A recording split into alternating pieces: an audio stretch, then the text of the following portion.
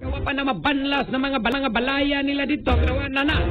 Away, lisod na kayo ng ingunanang agian sa imong balay, Brigada Cap, no? Sa tuwa sa lisod, ang Luluan. Grabe yun ang kabalayan. Gibanlas, umayo niya matay. Di na mabasta-basta ni nga tubiga, magahigala kung sa pagkititaw ni Bayin. O, nag-iingo na to kung sa maning rason, ani. No? Ipahigmata, magitag maayo. Nga di na to na diya lagi taon na yamaan ng atong mga proyekto, Brigada Cap, no? Atong kalikupan, di na to na. Oh, niya kanibang di sa ginato na diya yama-yamaan ang ato ang kalikupan kay maunay makatabang protektar na to. No? Mao siguro gyud ni Brigada Cap nganong ngayon ani naman ni grabe naman gining baha ron di naman lang kay tagatuhod tagaliog. No? Lapaw bay naman ning mga baha. Kanina, kauwaw. Mao, tiro akong asawa, dunay hack, ana. Nigamit siya sa downy with 99.9% antibac, tested on representative bacteria. Unya, ang among mga sinina, dunay kahumot sa adlaw, bisan sa sulod gipauga. We, sa sulod lang sa balay? Lagi, ang downy mo patay sa mga kagaw nga mga hinungdan sa baho. Maong bisan uwan, fresh na fresh ang mga sinina tibok adlaw. Okay, so karon magdawnin ako. Di nako anang manimaho og ilok ang akong mga sinina. Tuo lang jud nako. Kung magdawni ka, dili na jud ka mo balik sa uban. Pilia ang downy para sa up to 24-hour perfume humot. You ready for some Halloween fun? Spooky season is here at last. So get dressed up and have a blast. Neat trick. Disney Junior is hosting a week Welcome to Halloweenville. of fun and frights and treats. A hug is a treat. I would like some hugs too. Trick or treats every day until Halloween on Disney Junior.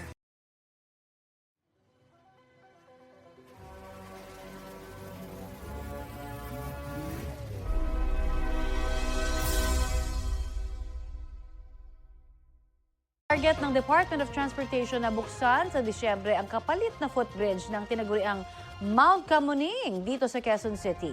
Detalye tayo sa ulat on the spot ni Joseph Morong. Joseph? Yes, Connie, ngayong buwan na sisimulan yung konstruksyon o yung pagtatayo ng Kamuning Footbridge na ipapalit sa Mount Kamuning na nasa ating likuran. Ito ay kasunod ng utos mismo ng Pangulo na gibain na yung Scout Borromeo Nia Road Footbridge ay yung tinagurian na Mount Kamuning at dahil hindi raw ito accessible at delikado sa mga commuter dahil sa tarik nito. Kanina, in-inspeksyon ng Department of Transportation ang tatayuan ng bagong footbridge na kadikit lamang ng MRT Kamuning Station at nasa mismong Kamuning Station ng EDSA Busway. Ipininisinta ni TOTR Secretary Vince Dizon ang disenyo ng Kamuning Footbridge kay Quezon City Mayor Joy Belmonte. Ito ay mas maliwalas, may elevator, mas mababa ng dihamak at may mga wheelchair lift. Ang proyekto ay nagkakahalaga ng 86 million pesos kasama sa budget ang rehabilitasyon ng EDSA Busway Station. Ang itsura nito ko ay isusunod doon sa disenyo ng EDSA North Avenue Station ng EDSA Busway. Sa Disyembre ay nakatakdang buksan ang Kamuning Footbridge. Kaugnay nito humihingi ang Department of Transportation sa Kongreso ng halos 2 bilyong pisong budget para sa taong 2026. Ang bulto nito ay halos 140 billion pesos na nakalaan sa mga big ticket na mga infrastructure project tulad ng North-South Commuter Railway Project at Metro Manila Subway Project. Narito ang pahayag ni Department of Transportation Secretary Vince Dizon at Quezon City Mayor Joy Belmonte.